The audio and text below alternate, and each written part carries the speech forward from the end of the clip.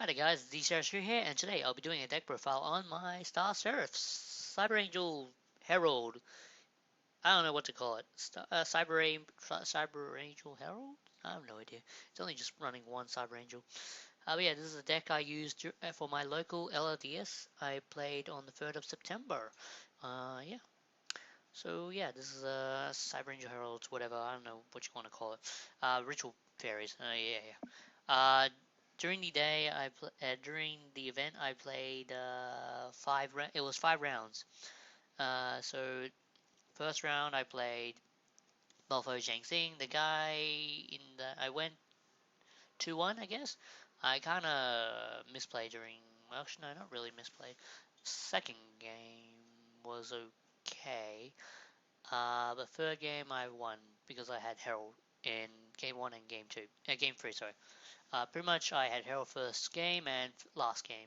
So yeah, I pretty much won by that. So, and also he didn't have a bad hand, so he pretty much couldn't do anything from then on. Round 2, I versed another Malifaux Yangxing deck, but this time he had actually better. He was actually a better player, and also I didn't have Herald in this, and he 2-0'd me in a way. Well, actually, yeah, he did 2-0 me. Pretty much I didn't draw Herald. I drew Herald way too late, and you need Herald first turn, otherwise you're just kind of screwed.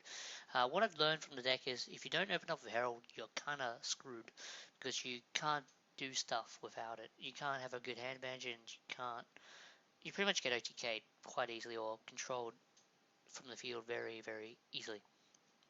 Also, if they kaiju to Herald, it's also a problem as well. But yeah, he pretty much enjoyed me. I didn't draw well. I kind of broke 2 games in a row. So yeah. Game 3, well, match 3, sorry, I played against Heroes. I was, during the third round, it was in the middle of the day, and I was kind of hungry, and also I was very kind of exhausted in a way, because, well, I had breakfast quite for a few hours ago, so usually by the time it was by lunchtime during round 3, so yeah, I was pretty hungry then, so I couldn't really concentrate, and I kind of misplayed 2 games in a row, so I kind of lost 2-0 to Heroes. I could have actually done a lot of things in the first game, but I kind of misplayed. I did it the wrong way around when I played Ritual Sanctuary. So yeah, that was my fault, and yeah, I couldn't do anything. It was a misplay. If you misplay in this deck, you kind of screwed-ish as well. It's similar to Herald. If you don't open up Herald, or you misplay with your Ritual Sanctuary stuff, yeah, you're kind of not gonna do well. Also with Dark Law, once on the field, you can't really do much because everything gets banished. So yeah, fun times. Um, round 4. This is where well, after round 3 when I first heroes, I had, I got something to eat, and yeah, because, well, they had snacks in the local, so I bought some snacks and drinks, and yeah, pretty much I ate some stuff before the next round started. Yeah, I pretty much was back to full strength in a way. Well, mind strength in a way, but I don't know. I was able to concentrate for the whole entire tournament from then on. Round 4 was I versed. What did I verse? Oh, Super Quantums. Super Quantums. I 2-1'd him. I pretty much he pretty much didn't have anything around to stop me in a way, because I played Herald and he did stuff. He did okay during the second game. He summoned Magnus and I couldn't really do much against it. Around game 3, I versed him again. Well, yeah, I versed him. He played quite a few stuff. He kind of misplayed or something like that in a way when he activated stuff like Brilliant Fusion.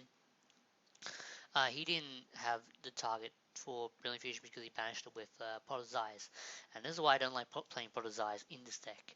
Because 1, it can screw you up in a way, and 2, if I did run Potter's Eyes, I'd probably take out 1 day piece and stuff just to make it more consistent in a way. Less bricky. But other than that, what else was there? Yeah, when I played during round 3, I suppose. I played Max D and I drew up to 10 cards. Well, up to. I played, actually, no, I drew more than 10 cards in a way. I had up to 14 cards. So yeah, he pretty much kept summoning. He could OTK me or do stuff, but I think he misplayed in a way. So yeah, he gave me a +10 for no reason. So yeah, I won by that. It was pretty alright. Round 5, the last round. I versed what was that deck? It was Minerva Turbo, I believe. Minerva rank 4 Lightsworn Turbo. Yeah, it was against a guy that I knew quite well. I knew him beforehand, but I didn't really knew him in person, so we mostly just messaged each other sometimes for discussing stuff, I guess, in a way. But yeah, game 1, I think I won that, or I think I lost that. No, I think I won that, or he lost that. I forgot. Pretty much it was I pretty much won 2-1. So pretty much in the last game, he said if I had like 3 or more negations with Herald on the field, then I could. Then he pretty much would say I scoop. But other than that, yeah, I had more than 3 negations until I noticed I had a Saphir in my hand, which was a dragon. So I kind of didn't expect it. Well, I kind of knew I had negations in my hand, but I didn't know I had a Saphir that was like a -1 negation. So yeah, I still won by then. I had enough negations. I had like 3 or more. I had 3, just 3 negations. So he had 3 cards in hand, and he played 3 cards. I negated all of them, and yeah, he pretty much lost from there. So yeah, I went 3-2 for the whole entire tournament. So it was okay, I suppose. I only misplayed when I was not really concentrating. Also, when you brick, I only bricked probably once the whole entire event. But also, well, one match during the whole entire event. But the other one that I played against heroes, I kind of misplayed in a way. So yeah, when you misplay in this deck, it's not that good. Anyway, well, I've been talking for 7 minutes. Anyway, on to the deck profile, shall we? I'll explain in detail what I play and stuff. I run 3 Scepters, 3 Sovereignties. You need 3 and 3 for this. It's very, very important. You can't run any less than 3 Sovereignty. 3 Manjus, 1 Honest. You can choose to run Christia and stuff in this. I kind of play tested it the whole entire time before the LDS. Pretty much, I play tested the whole entire day before the tournament. So yeah, I made my deck list and stuff after I finished deck testing before I submitted. Well, before I wrote up my deck list, and yeah, and I handed in the next day for the event. But yeah, you can choose to run 2 honest in this. 2 honest isn't that bad. I just don't want to draw into too many honest. That's all. Honest is good at 1, I think. Christie is okay, in my personal experience, Christie is a dead card. It's good if you can search it out, but it's not that good if you open up with it or you draw into it because it's very, very bad. Unless you have the right number of fairies in graveyard, it's okay. But Christie is I don't like Christia. I don't like playing Christia in this. It's good and bad. It's one of those type of things. It's it's usable, but it's not the best card for this deck. The only Cyber Angels I run is Benton. Pretty much use it to combo with Scepter and Sovereignty. If you don't have one of these in your hand, you just search out the other one. And also you can search out later on depending on what you have. Also with Ritual Sanctuary and stuff? No, with Herald and stuff. Usually when I use Benton for the ritual cost for the Herald of Perfection's ritual card, Dawn Herald, I usually use this as a discard fodder because if I have Ritual Sanctuary in my on the field, I can just use it to special summon this back from the graveyard when I send the 4 spell cards back to my deck. So yeah, it's really, really good combo with Ritual Sanctuary. Anyway, 3 Herald Reflection, 2 Saphira, Queen of Dragons. This card is I don't know. It's some people play 1, some people play 2, some people play 3, which is it's okay. If you're running the Desires build, you can run 3. But if you're not, don't run 3. Probably run about 1 to 2 because this card's okay, but you also dead draw it sometimes because it's a dragon and it's not a fairy. So just be mindful of that. I like to play two. I playtested when I was playtesting this. I tried using one copy. It was okay, but I drew into this or the ritual spell a couple of times. So that's also one thing you have to notice for. Usually I just side one out when I'm siding. So yeah, because you only need one, and you want to draw into this and ritual spell card as quickly as possible. So yeah, I run two Sephiras just to get it as quickly as possible in the first game. But hopefully I don't dead draw it because it's very it's common to dead draw Sephira. Two terraformings for the ritual sanctuaries. Yes, I think I tried playtesting free. Free was it was good and bad.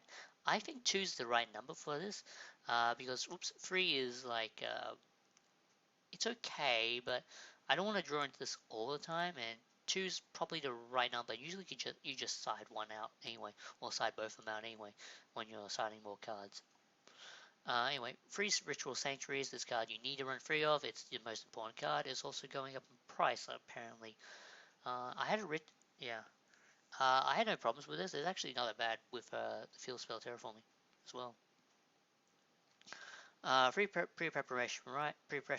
Pre-preparation of rights. This card is probably MVP of this deck. This card is you need to run free this. You can't run any less. This and preparation rights is two of the best cards in this deck. Also, I noticed when I was playtesting this, I noticed that you can actually add one ritual monster that says on the card from your graveyard or your deck to your hand, which is like, oh, I did not know that until I actually kept playtesting it some more. So yeah, it was pretty good. It's probably the most valuable card as well. So pretty much if you ditch one of your, I don't know, you play, let's say Himalite and you ditch a Saphir and stuff, you can probably play Pre-Preparation Rites to add another Himalite or, I don't know, Herald, uh, what was the spell card? Sorry, Donna Herald. I keep forgetting the name.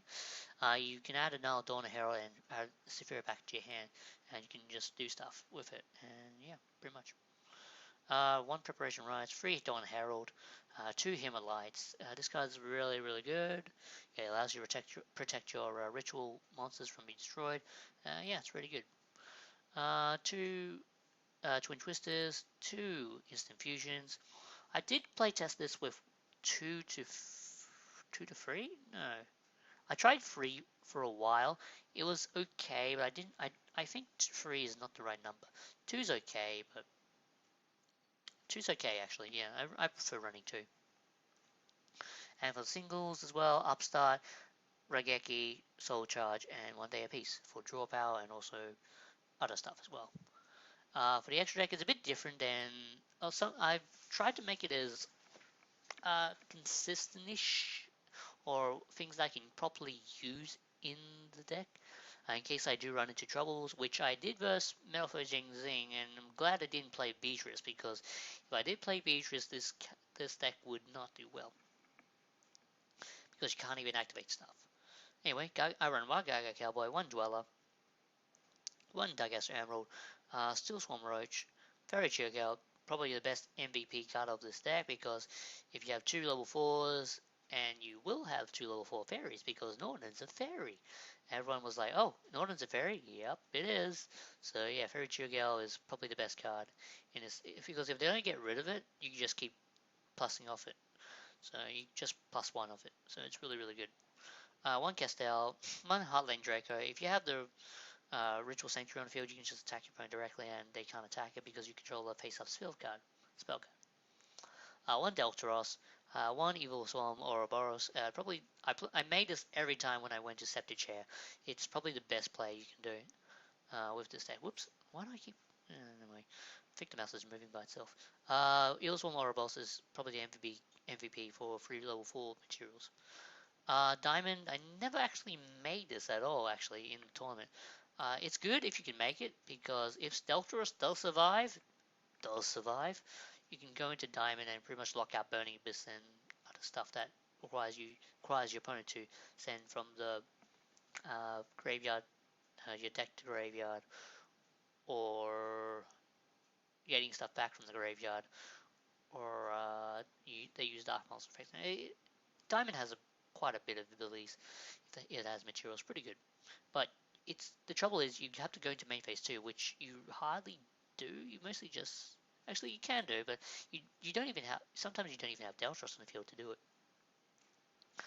Oops. Yeah. I run one number 24 Dragons. I only made it once during the day because it was the only time I ever made it was against the Yang Zing player, and I just flipped his the one that doesn't allow you to activate certain attributes. So I flipped that face down. I could activate stuff, but it was too late, and he OTK'd me next turn.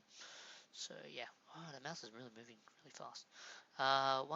One M7, one Utopia Beyond, one F-Zero. You can actually make this deck pretty well because if you have two rank 4s, it's easy to play with Norden, and if you have I don't know, if you have more rank 4, if you have more level 4s and stuff on the field, you can make F-Zero pretty easily. I actually made it once during my locals tournament this week, and it kind of did well, kind of did bad. I kind of won with it, but it was a iffy situation. And also one Norden.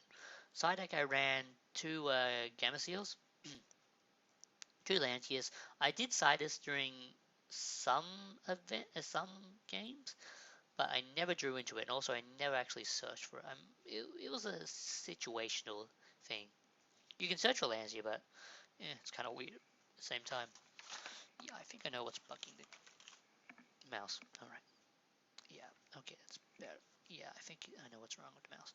Alright, two Allied Justice Catastas. Oh, sorry, Psychorito. Catastas a monster, Synchro. Yeah, Psychorito's okay, never drew into it. But it's a good card if you want to use it against Blue Eyes or anything. Actually, Mirror Matches are actually pretty well with this, but you can't use Saphir's Effect when you do discard it. Two Flying Seas, two Max Seas, two Effect Failers. Probably one of the good cards you can use it with combination of Saphira. Two Dark Holes, and one Twin Twister. But yeah, sorry it's been a long video. I was more of trying to discuss this type of deck in a way. And also how I went for the Nationals. Oh, not Nationals, sorry, LDS. Nationals was last 2 months ago? 1 month ago? I have no idea, I forgot. It was during a rainy day. Yeah.